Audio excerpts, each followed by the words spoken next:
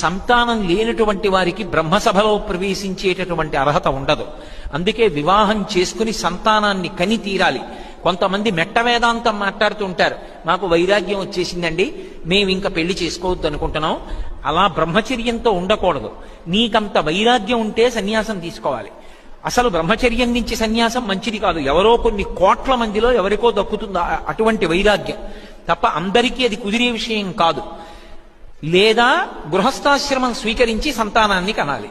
అంతేకాని సంతానం కలకుండా నేను బ్రహ్మచారిగా ఉంటానండి అన్న మాట అనకూడదు. అలా ఎవడైనా చేస్తే వాణ్ణి కన్నటువంటి తల్లిదండ్రుల్ని 7 తరాల వాళ్ళని చెట్లకి తిరగేసి కట్టేస్తారు.